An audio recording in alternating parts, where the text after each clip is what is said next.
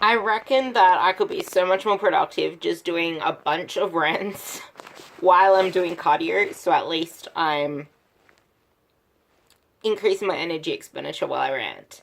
Anyway, this one's inspired by a grocery shopping trip today. So there were these people and they were talking about almond butter.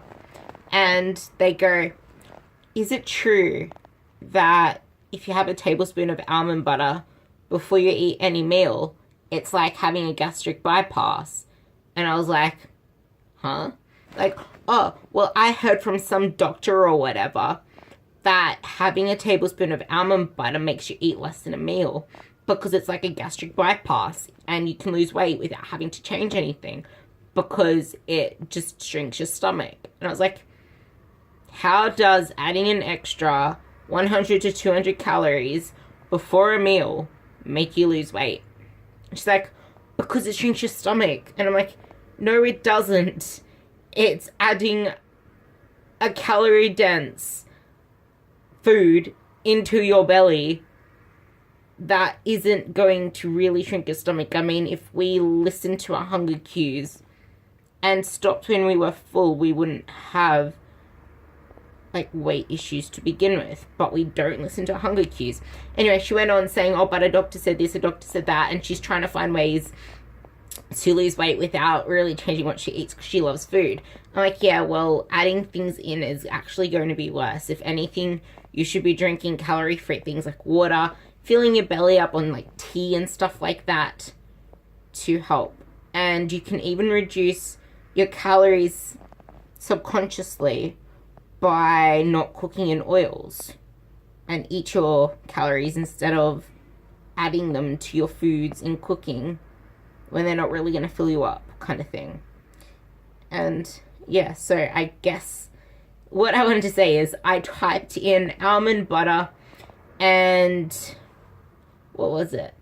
I typed in almond butter gastric bypass. And the first link that came up, guess who it was?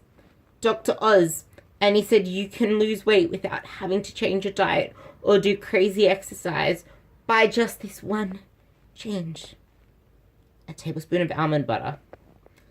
Like, what frustrates me the most is I started talking to this lady and then she actually said it herself. She's like all of these, she actually said this. She's like, I'm like all of those other people, they just want to find something that works. But there's just so much information out there and they'll believe anything they read because they just want to lose weight without having to do the hard yards because they love food so much. And that's where I came to realize that that's why we live in such a hack culture where all of these like fads and false clickbait things and lies and all that stuff is just purported out to the media and like said over and over again because people believe it because they don't want to put in the hard work. They can't say, like, they're not willing to be hungry in order. Like, I'm guilty of it too. Like, from all of the prepping that I did, like, all of that there, like, I think I subconsciously don't want to feel the dieting kind of feeling again. So, a lot of people are just afraid to feel hungry, or because it's so put out into media that being on, like, really low calories, or sub 1,500, or being, like, 1,200 calories is really bad for you. But the thing is, there are people who need to be under 1,200 calories. People that need to be at 1,000 calories. Like, sedentary, small females, for example, with little muscle mass. Like, you'll need to diet on low calories. Like, you won't start there, but you'll get to a point where you do get to there. But it's like, they're not willing to put in the sacrifices because they love food. They're not willing to feel hungry. They're not willing to say no to that glass of alcohol. They're not willing to say no to anything because they're just so used to their own lifestyles. This is why, I actually said this in my last podcast, one of them I need to update, but you need to know your why. Like, you need to know why you're doing something, not just what you want, but why you want it. Because if you get there and you don't know the why, the purpose, and you don't enjoy the journey, then what's to say that you're going to be happy when you get to the end result? If you don't enjoy the journey, you're going to get to the end result and you could even feel empty. You might even not know who you are. I actually really suggest you listen to the last podcast I did today because I touched on a lot of important things about your transformation. If you want the link to my podcast, let me know below and I'll send it to you. Or you can jump onto my Instagram at rubysephora_figure and click the link in my bio and it'll take you to my podcast.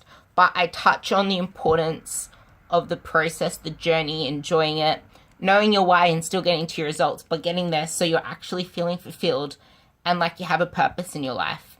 It's a really good episode and I actually really recommend you listen to it.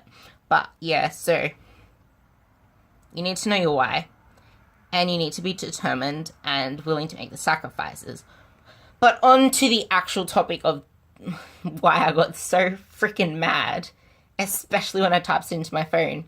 Dr. Oz, like seriously, Dr. Oz is recommending all of these ludicrous things. I think this one was from 2015 though. But the thing is, this lady said to me, why does he have a doctor in his name? He's just a seller then. Like, he's not actually a doctor. Why does he have doctor in his name? And I'm like, this is exactly what frustrates this industry. Because people can have doctor in front of the name, like Gary Taubes,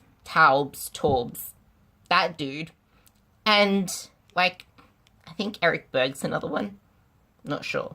But these ludicrous people that are unwilling to change their minds in the face of blunt evidence. Like, even, like, the thing that annoys me the most is when there's actually round tables. Because when there's round tables, there is more than one opinion. And it's a good debate. And when information is brought to the table and you're still unwilling to debate that information, it just gets to me. And Dr. Oz is continually putting false information out there, like eat a tablespoon of almond butter and you'll lose weight without changing anything because it acts like gastric bypass, and have this miraculous drink in the mornings and it'll blast all of your fat because there's pineapple juice and apple cider vinegar and what else was in there? Whatever the hell else was in there. Like, you can't have doctor in front of your name and be a role model for the public if you're just, like, if you're not actually... I don't actually follow him, but he could, like, I'm pretty sure he does give good information too, but it's a commercial world, and, like, everyone's in it to make money. And if you're on TV, you're in it to get advertisements, you're in it to get views, you're in it to make the TV channel want to have you on there. So you're going to say whatever you need to say to be at that level. And Dr. Oz just loses his values when he puts that forward. But I guess that's pretty much the whole message of this rant. I could have just put this in another Ruby Rambles, but I just found that ridiculous. And I wanted to just ramble about something. So, happy Wednesday.